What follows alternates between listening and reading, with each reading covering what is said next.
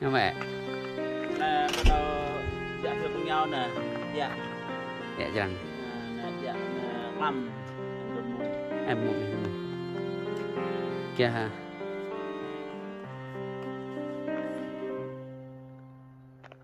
Bây giờ Bà mông nè. ba mông cái nào. Ba mông là bạc hiệu nó rất nè. Lo. Nó nè. Lo. Cả cái bộ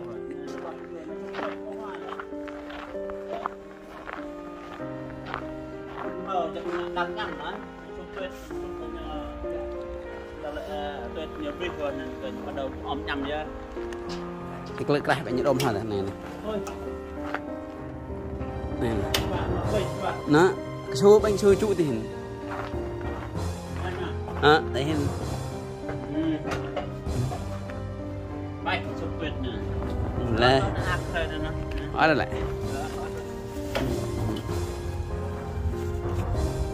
Nào. Đấy này cứ nào lên lon này cứ dàn flare rồi bảo mò lên ta. Nó này nó lon xe ra đi nè.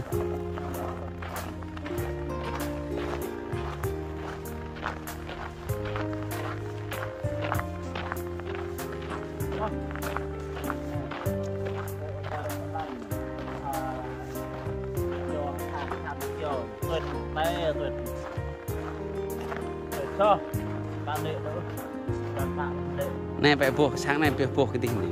phải ra quạ quạ nè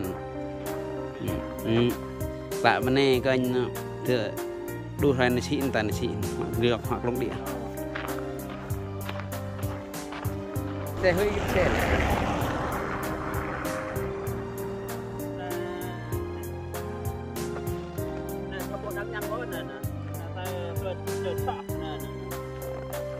Blood mà với mặt cả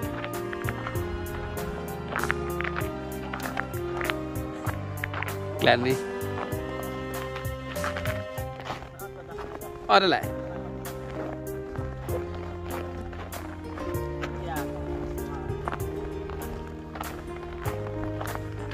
đau em lại hóa lại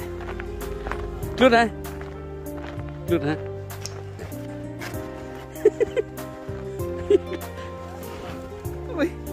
rút đến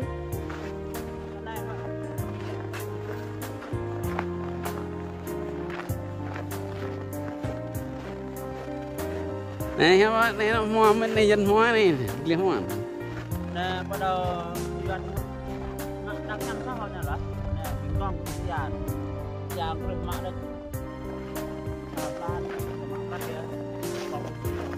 lan cái thun nữa thun cọp lỗ eo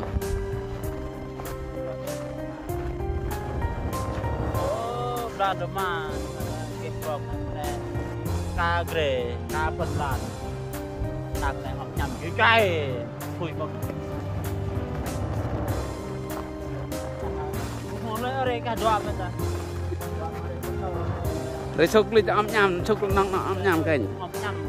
đào đấy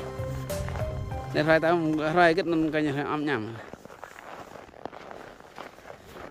xúc lên lan này cái này xúc lên nào này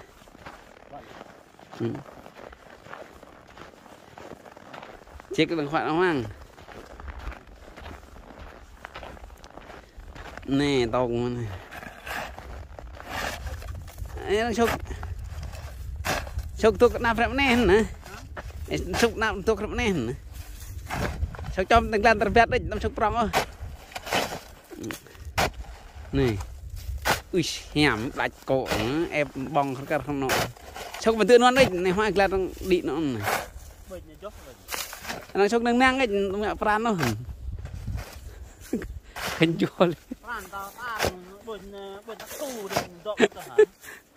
xúc cái xúc trong lần ta nào nữa được việc này tôi cái này thế tôi biết tôi create tôi create này nó là lý do player lý gì nó create player lý gì này mà thiêng xúc này nè nó thân nào nó xúc thân nào nè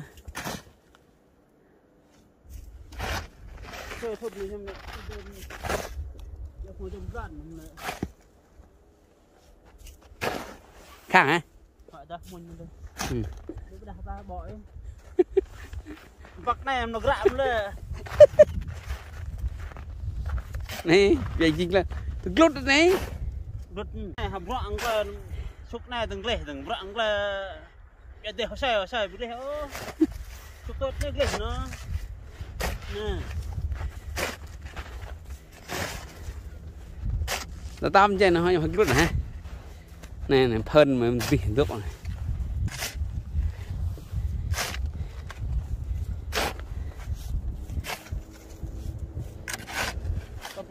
in nè ai chốc cái tí canh nhỉ hả in nè chút nào cái tí canh đạp bội ai chốc này lên thôi trong thôi bắt canh như lạc lạc lại loa với tin canh ai chốc này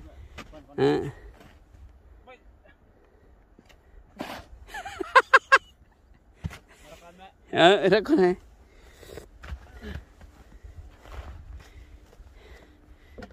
cái này tuyết phủ hết mùa hè đây trái giò ví rò cải sạc nó ông nhắm lại cho để thằng rõ ta thì ăn đi không để có nữa đấy cho trong gan in đấy hả họ à họ được họ biết này họ nè chúc chui còn có địa họ đó này nô la đấy đó họ dùng tay họ này nô la đấy cái những lệ ta ngã mạng đầu lại ngang ấy dùng tay ép cái lệ ô cái cây nó ăn rõ mang con lạt ăn cái to ao giờ họ này giờ độ nhìn nô la đấy là đi to ao đang cái chỗ nó có anh cảnh này một lần nè cho cái trộm này bẹ cái nó này được rút đến này nè này lại này chốc năm đây nhà ho rồi nè đang chốc đang này nè hả chốc đang này chốc lại cái này lần này có tung nào được rút đến này này hiếm lệ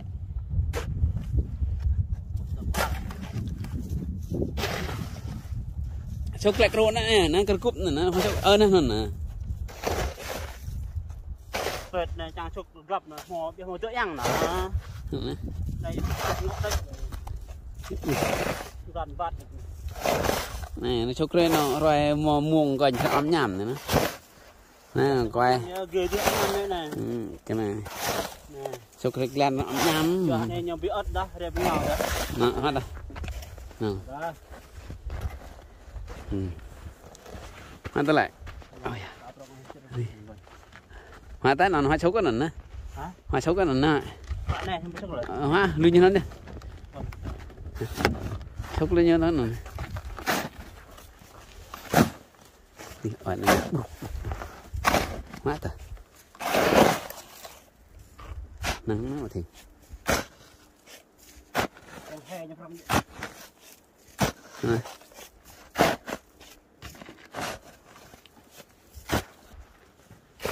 nó ném lại cái rong đây nè sốc bẹp hơi đi này tôi cụt nhưng hôm nayต้องtả mẹ đây này pro chăm sóc nhám cảnh hồ tựa nhang rồi nè check nào cái cúp tôi mà cái cúp sang nó làm này đậm tôi ụt ra một tượng cái em này một tượng em này này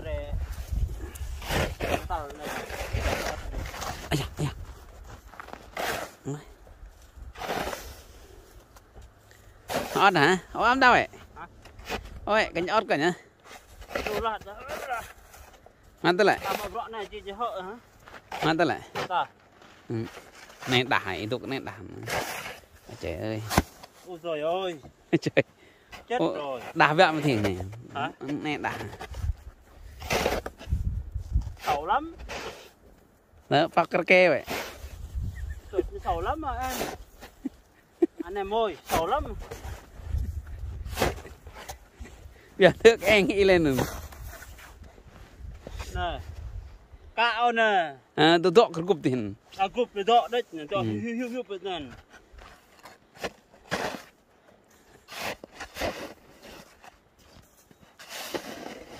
dân chẳng bỏ tôi ta cái ác cái xa cái nhiều nó dân tháng 5 tháng 6 cái mò được chặt ác mò vừa ngả đặc này mò nó dùng từ ta ngã man xe cả đừng ngã nhầm cà phê đừng không thích chứ chỉ không Việt Nam đấy là đừng plei tol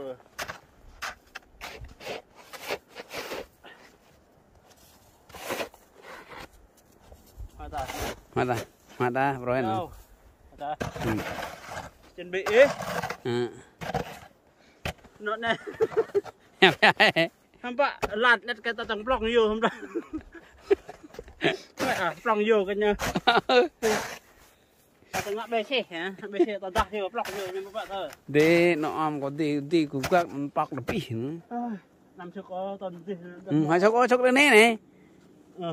cái cái nó ao ấy cái nhau cảnh bọc lăng thư lăng à bọc thì nó ghét này này hẹp đấy đạp mình đá mình đây tôi trời đá mình ăn lên là đá mình có lẽ không đá nè vào from thôi mình lọt lọt rồi để làm lệ ngã mã họ đó này sang mùa hè cái nè nằm ngoan này nhắm ta đây lẽ nhắm ta đây bạn nó điện thoại con này ngược lại lên liệt luôn cảnh pa hả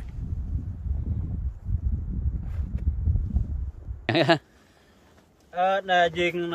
vượt lệ từng clay mà để xúc nè mà vượt lệ sang ấy nè dừng mời nguyện này bịa đây đợi nhà tuyệt nhiều họ cái lệ ở đây ấm nhầm tầng hoặc lệ nó ông plei nè nè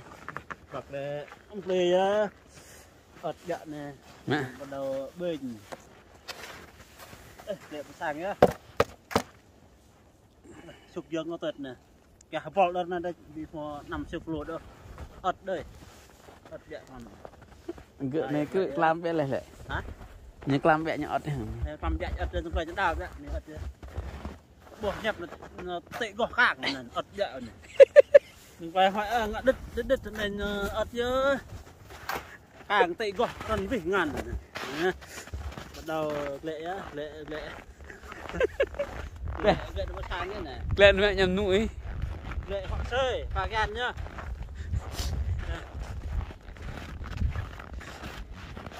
let's go mình này go home ơi nhá vậy gì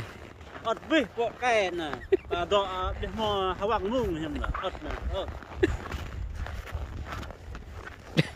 lệ một tiếng lệ nó đằng ngoài nhà sụp được ôm nhàm nữa nè sụp nó ôm nhầm cái đằng ngoài á dọ hầm cầm thôi dình họ về tuyệt ôm nhầm nhá nó nè tháng 6 tháng 7 cái gì tháng 7 kênh mà mẹ rọt kìa tháng 6 nói là tháng 6 này là tháng 3 ngày 22 tháng 3 tuyết còn nhiều này nhiều lắm từ tháng 4 tháng 5 tháng 6 thì nó hết tuyết rồi còn nó lên quay phim nó ăn sáng nó rất đẹp bên này xấu quá cái nước Phương Lang mà nó để nước Phương Lang á giờ lắm nước để lạnh quá không được đâu nước mì thì được nước Phương Lang nữa lạnh quá rồi sáng ấy rồi đâu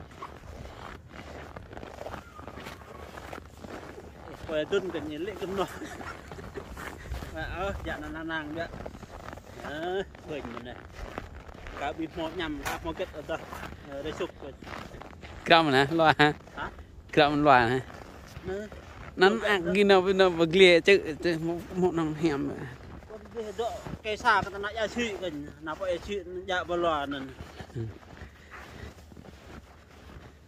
ở đâu ta mà thì còn không nè toa ya